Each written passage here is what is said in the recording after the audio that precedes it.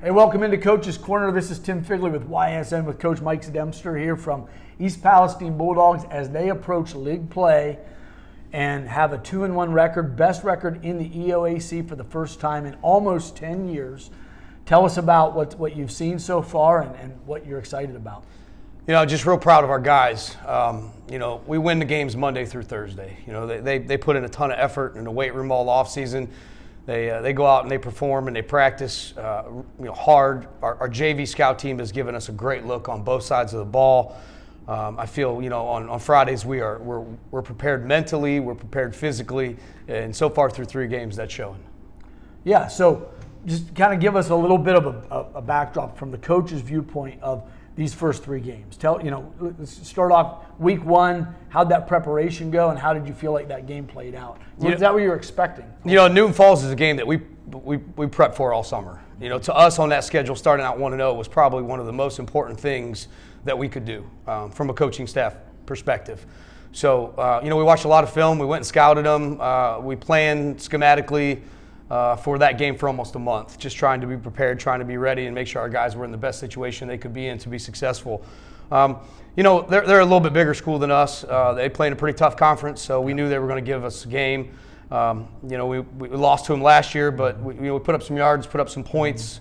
I think just coming off the offseason that we had, our boys were real confident. We liked our game plan, and fortunately for us, it worked out well. And what worked in that game, and what surprised you? If I'm being honest, just about everything we called worked. We put up 450 yards of offense, so we were able to run the ball effectively and spread it around. We were able to throw the ball. Defensively we played well. Special teams we played really well. So we just put all 3 facets of the game together, and it worked out in our favor. And throwing the ball, that was something that you were able to do probably better than you were able to do at all last year. What do you attribute that to? Our guys understanding the scheme. Patience too with the coaching staff and our play calling, making sure that we're setting things up. We're getting the looks that we anticipate that we want when we want to throw the ball. It's a culmination of things. But Owen being able to put the ball where it needs to be, making the right reads. Our receivers able to come down with it. RJ had a huge night that night. So, just one of those things that just fell into place for us. Yeah, and then defensively, the game was 2 touchdowns apiece. And all of a sudden, defense seemed to take over, so kind of walk us through a little bit of the defense. Well, we knew that every team comes out week 1 with this renewed sense of confidence. The optimism is very high week 1 for every single team across the state. So we knew that they were going to come out and they were going to come out swinging, and they did. They beat us last year, so they were confident that they could do it again, and we knew that they would come out and give us their best right out of the gate. And we told our boys that we just got to continue sustaining, maintain your momentum, and keep executing. And that's what they did. And we were able, I think more so offensively than defensively, we were able to keep our offense on the field.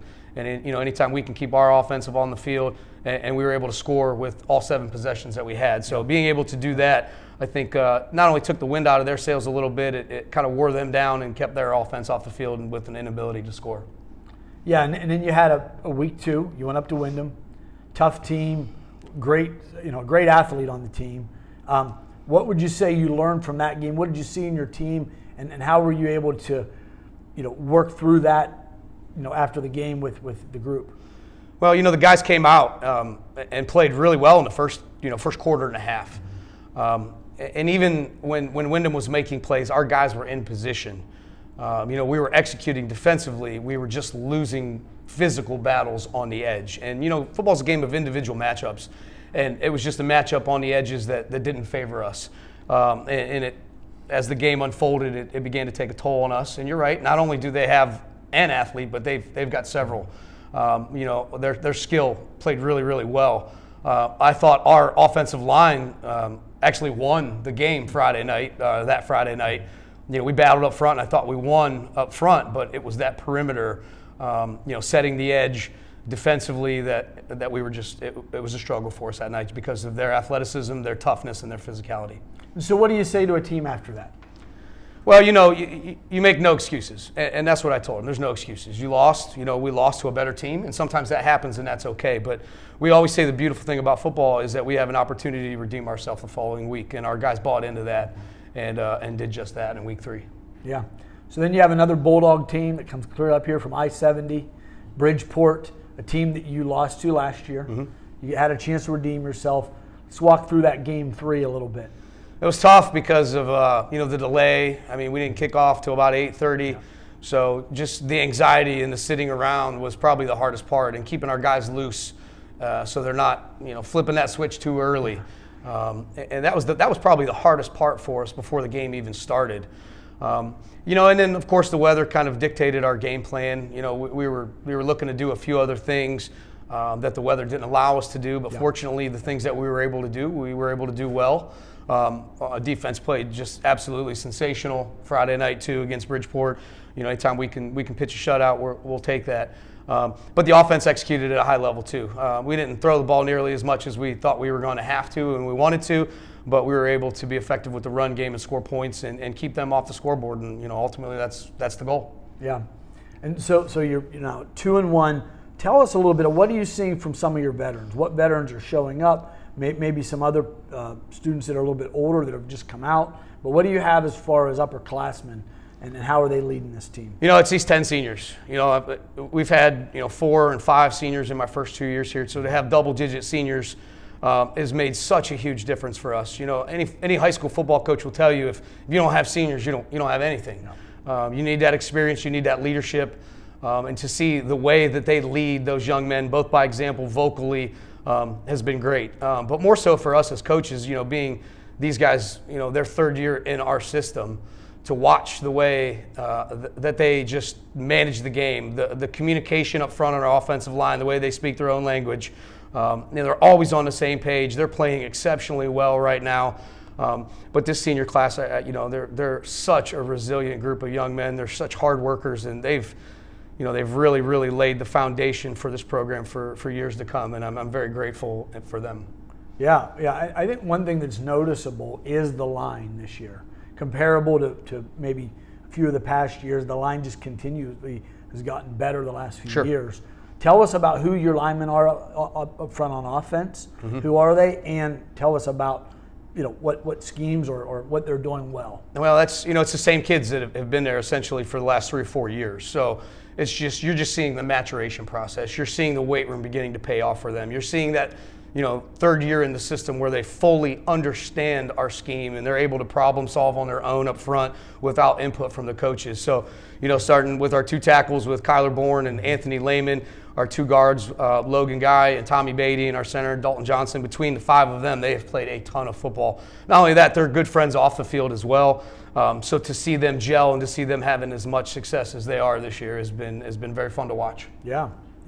And then what about some young people? What young people do you see maybe you didn't realize you would have, and anybody that's surprising you this year after 3 games? RJ May, had a breakout season last year as a freshman, and he's had a great, up to these first 3 games, he's been sensational as well.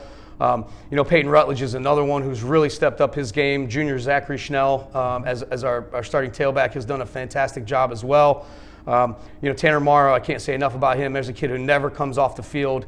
It just those guys and the way that they have, stepped up their game and played with experience. They're playing with confidence. They're taking the coaching very well. And again, they all had exceptional off seasons in the weight room as well. So, and they're all multiple sport athletes, which only benefits them. So, those 4 in particular have really, really stepped up, and I'm very proud of them.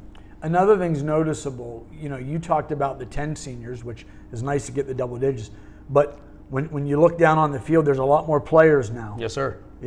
And sometimes even more than the opposing side. Yes, sir. Tell us about maybe whether it's the recruitment process, whether, how's that working to actually get depth on your bench? So we're sitting at 43 kids right now on our roster, which is probably the most we've had here in an awfully long time.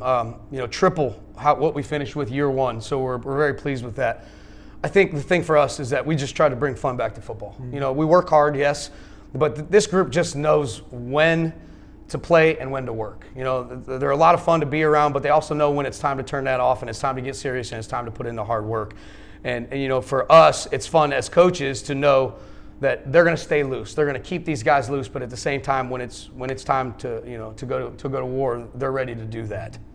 Yeah, I mean that it's got to be a big difference maker when you're thinking about, hey, you can pull this person, in more often. And I mean, I just think that there's something about the program build. So tell us a little bit about the off season, weight training, what you're trying to do to build culture that's both including all these, various young athletes and getting them to work. And how do you get them to work in the off season? Well, it's become an expectation. And when it becomes the expectation, then they feel bad missing. They feel guilty missing. So, we've done a few things. We've had some incentive programs in the off season where we've kind of rewarded guys that have been there.